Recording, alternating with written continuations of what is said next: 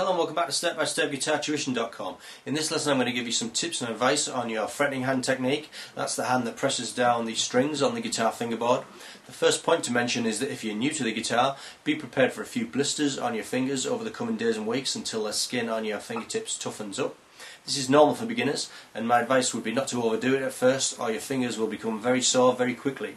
So try to limit your practice sessions to about 20 minutes for the first few days, and this will allow your fingertips time to toughen up. Also, the nails on your fretting hand should be kept as short as possible to allow you to press the strings down properly. Long nails will inhibit your playing. When you first learn to play the guitar, I'd advise you to keep the neck of the guitar as high as possible. It might look cool to wear your guitar around your knees like a rock star, but it also makes it much more difficult to play. So start with it high, and then if you want to, you can gradually lower it over time as you become more accomplished. Now let's take a look at the basics of fretting a note.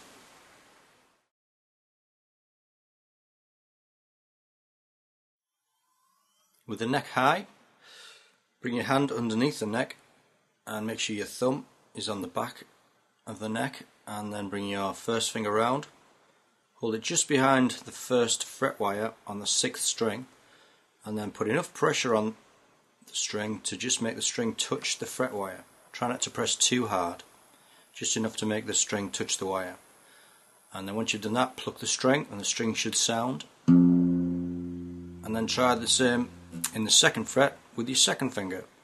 Again, just behind the fret wire, press, pluck. And then your 3rd finger in the 3rd fret, just behind the wire, press the string down just so it's touching the fret wire and pluck. And then your 4th finger in the 4th fret.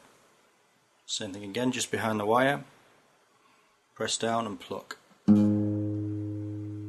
then try that on the next string. And then 2nd fret just behind the wire, 3rd fret just behind the wire, 4th fret just behind the wire. Remember not to press too hard, just enough to sound the note. 2nd fret, 3rd fret, 4th fret. On the next string, 2nd fret, 3rd. Notice I'm playing just behind the wire. On the B string, 2nd string, 2nd fret, 3rd fret, 4th fret. And then on the top string,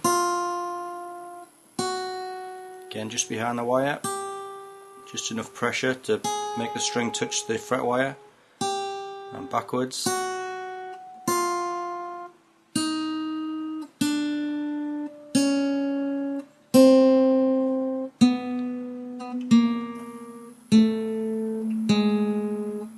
Just behind the wire.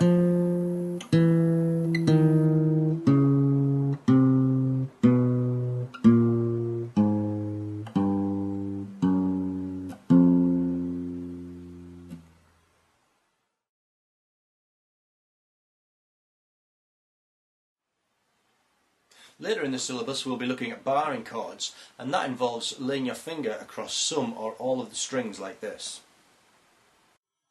So again, keep the neck of the guitar high, bring your hand underneath, keeping your wrists low, and then lay your first finger across the first 2 strings. Try and keep it just behind the fret wire and in line with the wire as well. And then if you press hard, just enough pressure to touch the fret wire, and then pluck those 2 strings,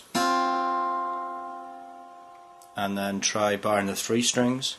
Again, keep your finger in line with the wire, just enough pressure to touch the wire and pluck, and then the 4 strings and 5 strings and all 6. Keep your finger straight, try to use the side of your finger and try and keep it in line with the fret wire.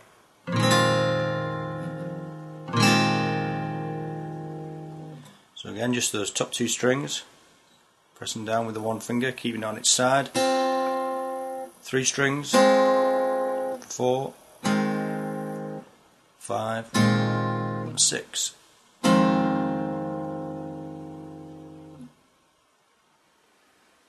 One more thing to mention when you're fretting a note is the angle of your fingers. If you're playing just a single note, then try laying your finger back slightly so that it lightly touches the two neighbouring strings. And what this does is actually mutes those strings, which is important when you're playing melodies, so you only hear the note that you want to hear, and it cuts out any background noise. So when you put the note on, get it in the habit of just leaning back slightly and muting out those two strings either side of the note you want to hear. If you're playing a chord though, you want to let all the strings ring, so you need to keep your fingers in more of an upright position so that you don't touch the other strings, stopping them from being heard.